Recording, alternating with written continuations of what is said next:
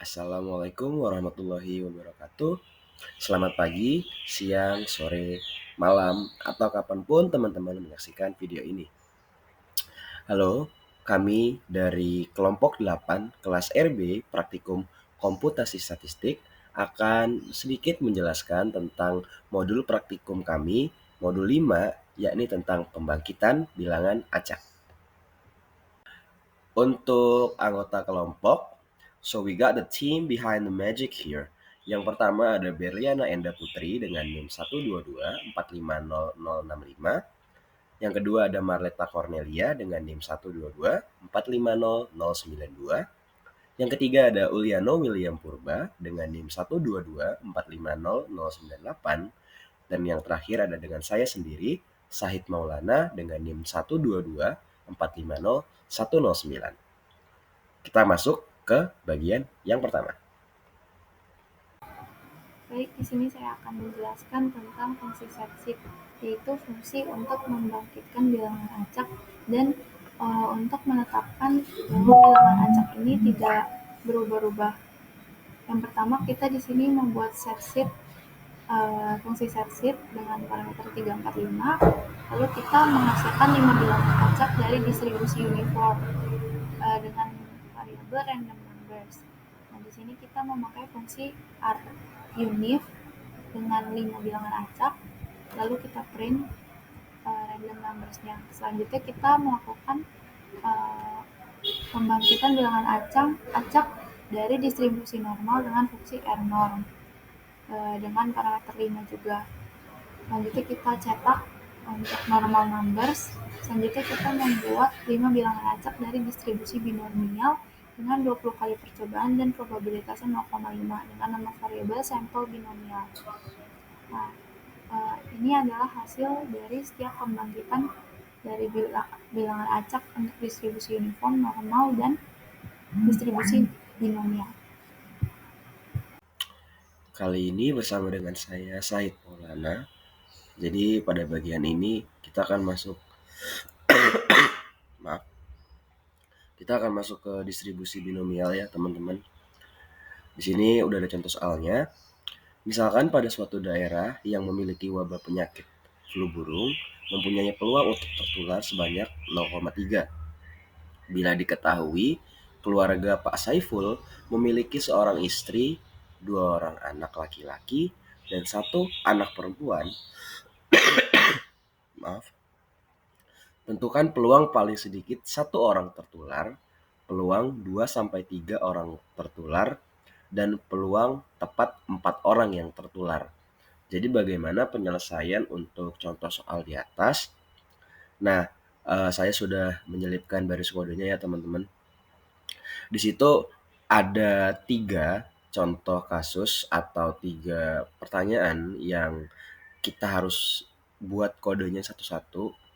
Yang pertama itu menggunakan P-binom 1 dengan size-nya itu 5, kemudian probability-nya 0,3 seperti sudah disebutkan pada soal.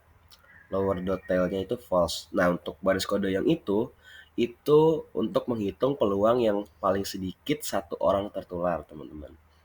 Kemudian untuk yang baris kode kedua itu D-binom dengan fungsi distribusi binomial ya teman-teman. Di situ kita masukkan 2, size sama dengan 5, kemudian probability-nya masih sama 0,3, kemudian plus D-binom fungsi yang sama, D-binom 3, size 5, 0,3. Jadi yang kedua ini kan untuk menghitung peluang 2-3 orang tertular ya teman-teman. Jadi caranya itu sesimpel kita ngitung satu-satu teman-teman. Ada yang untuk menghitung 2 orang tertular ditambah dengan 3 orang tertular. Jadi angka yang paling depan itu adalah kriteria yang diminta pada soal. Makanya peluang 2-3 orang tertular itu kayak ya peluang 2 orang ditambah peluang 3 orang gitu. Kurang lebihnya kayak gitu teman-teman. Kemudian untuk yang terakhir itu peluang tepat 4 orang tertular. Jadi nggak kurang atau nggak lebih. Jadi memang betul-betul 4 orang begitu, itu menggunakan fungsi debinom 4 sesuai yang diminta, size-nya 5 dari keseluruhan dengan nilai probabilitas 0,3. Nah, dari keseluruhan baris kode tersebut, masing-masing menghasilkan untuk peluang paling sedikit satu orang yang tertular itu nilainya 0,47178. Kemudian untuk peluang 2 sampai 3 orang tertular itu sebesar 0,441. Kemudian untuk yang peluang tepat 4 orang tertular itu di 0,02,835 teman-teman. Jadi ya kayak gitu aja. Oh ya, ini kalau dijumlahin itu hasilnya harusnya 1 ya teman-teman. Ya, kurang lebih kayak gitu aja sih untuk distribusi binomial contoh soalnya. Kita lanjut ke bagian berikutnya. Oke, metode transformasi inverse untuk distribusi kontinu. Jadi bagian pertama dari kode ini tuh gunain metode transformasi inverse untuk ngebangkitin bilangan acak dari distribusi uniform kontinu. Nah, langkah-langkahnya tuh yang pertama itu ada yang kalau kita bisa lihat di sini ada A, 2, dan B, 10. Ini tuh adalah batas bawah A-nya maksudnya, dan batas B, batas atas itu B dari distribusi uniform yang akan dibangkitkan. Nah, di sini kita pengen ngasilin bilangan acak yang terdistribusi secara uniform antara 2 dan 10. Nah, selanjutnya untuk yang run if 100 ini untuk baris ini buat bangkitin 100 bilangan acak yang terdistribusi secara uniform antara 0 dan 1. Nah, fungsi run if ini buat ngasilin bilangan acak dari distribusi uniform U0,1 itu. Nah, terus di sini ada X A plus U dikali B min A. Di sini itu kita pakai CDF inverse untuk mengubah bilangan acak U yang terdistribusi uniform ini antara 0,1 menjadi bilangan acak X yang terdistribusi uniform antara A dan B. Nah, formula ini tuh cara untuk konversi nilai dari U0,1 ini ke distribusi uniform di A, B itu. Nah, selanjutnya ada di hist x bricks 30 min histogram bla bla bla bla ini. Dia tuh fungsi ini tuh kayak ngebuat histogram dari bilangan acak yang akan dihasilin si X ini. Nah, histogram ini tuh nunjukin bahwa bilangan acak tersebut terdistribusi secara merata antara 2 dan 10 dengan karakteristik distribusi uniform. Nah, metode transformasi inverse untuk distribusi diskrit. Nah, kode selanjutnya ini nunjukin bahwa bagaimana ngebangkitin bilangan acak dari distribusi diskrit dengan probabilitas tertentu dengan menggunakan metode yang sama, yaitu transformasi inverse. Nah, untuk yang pertama ini N yang 500 ini untuk nentuin jumlah sampel yang akan dihasilin. Nah, di sini tuh ada 500 sampel ya. Lalu selanjutnya run if N ini buat menghasilin 500 bilangan acak dari distribusi uniform antara 0 dan 1. Dan selanjutnya adalah P C 0,2, 0,65, 1,0 ini tuh buat probabilitas kumulatif dari distribusi diskrit yang kita pengen gitu. Nah, dalam hal ini tuh kita punya 3 nilai diskrit. Yang pertama itu adalah PX sama dengan 1, yaitu 0,2. Nah, jadi probabilitas kumulatifnya itu hingga 0,2. Lalu ada PX sama dengan 2 sama dengan 0,45, sehingga total probabilitas kumulatif untuk X kurang dari sama dengan adalah 0,65. Lalu ada PX sama dengan 3 sama dengan 0,5. Di sini sehingga probabilitas kumulatif itu probabilitas kumulatif penuh adalah 1,0. Nah, di sini ada X underscore false C dalam kurung 1, 2, 3 ini adalah nilai-nilai diskrit yang mungkin diambil oleh variabel acak si X itu. Nah, lalu ada X fine interval UP right almost dot close true plus 1 ini. Nah, fungsi fine interval ini tuh buat nyari nyari interval di mana setiap nilai U atau bilangan acak uniformnya itu jatuh ke dalam array probabilitas kumulatif P-nya. Nah, hasilnya itu adalah indeks yang sesuai dengan nilai diskrit yang bersangkutan. Nah, kita nambahin plus 1 untuk nyesuaiin indeksnya. Lalu ada his dalam kurung x breaks bla bla bla bla sampai right sama dengan true. Di sini fungsinya itu buat nampilin histogram dari nilai diskrit yang dihasilin si X. Nah, histogram ini tuh bakal nunjukin gimana frekuensi nilai satu ini 1, 2, 3 muncul dengan probabilitas yang telah ditentukan. Nah, model regresi linear sederhana. Nah, code ini tuh buat mensimulasiin model regresi linear sederhana. Nah, model ini tuh ngesimulasiin hubungan antara variabel prediktor si X ini dengan variabel respons si atau si Y ini, di mana errornya atau epsilon ini mengikuti distribusi normal standar. Nah, di sini ada yang pertama tuh beta 0 0,81 terus beta 1 itu 1,15. Ini tuh adalah parameter sesungguhnya dari model regresi yang dimana beta 0 itu adalah intercept dan beta 1 itu adalah slope kemiringan dari hubungan antara X dan Y. Nah, selanjutnya ada beta 0 topi dan beta 1 topi. Nah, kedua variabel ini tuh digunain untuk nyimpan estimasi dari koefisien regresi, intercept dan slope dari setiap simulasinya. Nah, di sini ada for I in 1/300. Nah, loop ini tuh ngelakuin simulasi sebanyak 300 kali, yang dimana dalam setiap iterasinya itu model regresi akan dihasilkan. Nah, selanjutnya ada epsilon norm dalam kurung 10 dan juga X norm R norm 10 ini. Nah, dalam setiap iterasi ini kita tuh pengen ngebangkitin 10 nilai acak untuk error epsilonnya dan 10 nilai acak untuk variabel prediktor X. Nah, keduanya ini uh, dari distribusi normal standar. Nah, selanjutnya ini kalau kita lihat yang Y beta 0 plus beta 1 dikali X plus epsilon ini adalah persamaan model regresi yang sebenarnya. Nah, di mana Y ini adalah variabel respons yang dibangkitin berdasarkan nilai X. Nah, parameter sesungguhnya beta 0 dan beta 1 ini serta error acak atau epsilonnya. Nah, selanjutnya itu adalah OBJ atau objek LM dalam kurung YX ini.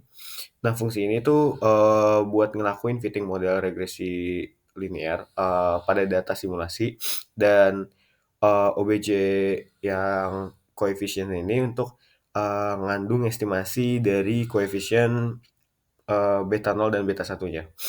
Nah, B topi yang dalam kurung B0 topi OBJ koefisien 1 ini dan juga beta topi yang dalam kurung beta topi OBJ koefisien 2 ini itu untuk kedua baris ini tuh kayak nyimpen estimasi koefisien dari beta 0 dan beta 1 untuk setiap iterasi ke dalam vektor beta 0 dan beta 1 topi. Nah, selanjutnya yang terakhir di sini itu ada matriks C mean beta 0 topi dan standar deviasi beta 0 topi dan bla bla bla bla selanjutnya sampai n sama dengan 2. Nah, setelah 300 iterasi ini kita pengen ngitung rata-rata atau meannya dari simpangan baku dari estimasi koefisien beta 0 dan beta 1. Nah, kemudian kita pengen nyajiin tuh dalam bentuk matriks 2x2. Nah, hasil akhir ini nunjukin rata-rata dan simpangan baku dari estimasi koefisien regresi. Nah, ini tuh ngasih gambaran berupa seberapa dekat estimasi tersebut dengan nilai sebenarnya atau beta 0 dan beta 1-nya. Nah, kalau di sini kita lihat mean-nya itu di angka 0,78, terus beta 1-nya itu di 1,116. Lalu standar deviasinya itu untuk beta 0 ada 0,31 dan beta 1-nya itu ada 0,39. Selanjutnya di sini adalah metode acceptance rejection method. Di sini pertama-tama kita inisialisasi dulu untuk variabel alfa dan betanya itu sebesar 2. Selanjutnya kita menginisialisasikan untuk lambdanya juga, yaitu 1, lalu dibagi dengan nilai beta. Selanjutnya kita mencari nilai C, yaitu kita mencari dulu nilai X-nya dengan panjang nilainya 0,01 sampai 10 dengan banyak bilangannya ada 1000. Nah, selanjutnya kita menginisialisasikan density gamma values dengan rumus 1 per gamma dikali alpha sama dengan beta pangkat alpha sama dengan X values dipangkatkan alpha min 1 dikali eksponen minus X values dibagi beta. Selanjutnya kita menginisialisasikan nilai density eksponensial dengan rumus lambda dikali eksponen minus lambda dikali X values. Dan selanjutnya kita menginisialisasikan nilai C, lalu kita mengambil jumlah sampel sebanyak 1000. Lalu kita mempersiapkan vektor untuk menyimpan sampel, yaitu kita menggunakan fungsi numerik dengan sampel saya 1000. Lalu di sini kita memanggil metode acceptance rejection dengan membuat fungsinya seperti berikut dengan perulangan for, yaitu untuk i dari 1 sampai sampel ke 1000. Lalu digunakan fungsi repeat dengan di dalamnya berisi fungsi X proposal, density gamma, lalu ada distribusi uniform dari U, dan di sini juga ada fungsi if. Selanjutnya kita tampilkan histogram dari sampel yang dihasilkan. Sini adalah output histogram dari distribusi gamma. Terlihat dia skewness-nya ke kiri. Di sini saya akan menjelaskan tentang direct transformation. Apa itu direct transformation? Yaitu merupakan metode teknik untuk menghasilkan sampel dari distribusi probabilitas tertentu dengan menggunakan transformasi langsung dari distribusi yang lebih sederhana atau lebih mudah dikelola, di mana di direct transformation ini mempunyai parameter yang yaitu memiliki fungsi inverse CDF, di mana dia memiliki F kurang 1 dalam kurung U sama dengan min length 1 kurang U per lambda. Karena 1 kurang U dan U memiliki distribusi yang sama, maka fungsi inverse CDF dapat ditulis F kurang 1 sama dengan min length U per lambda. Baik, di sini saya akan menjelaskan tentang code direct transformation, di mana pertama-tama kita akan membuat parameter distribusi eksponensial menggunakan lambda dengan parameternya 1. Lalu kita memasukkan jumlah sampel yang diinginkan. Sini memasukkan sampelnya sebanyak 1000. Lalu lanjutkan dengan menggenderet bilangan acak dari distribusi uniform dengan menggunakan runif. Lalu kita melakukan transformasi langsung ke distribusi eksponensial dengan menggunakan rumus min log U per lambda. Selanjutnya kita menampilkan histogramnya. Di sebelah kanan merupakan output dari histogram yang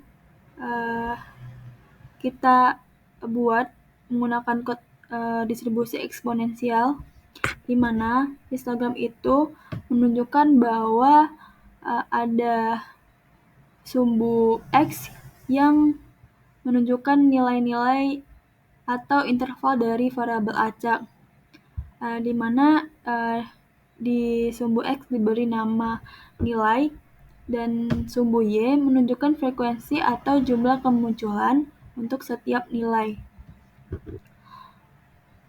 Dalam grafik ini menunjukkan bahwa semakin besar nilai, frekuensinya semakin menurun. Di mana penurunan frekuensi secara eksponensial dapat ketika nilainya meningkat, dapat dilihat ketika nilainya meningkat.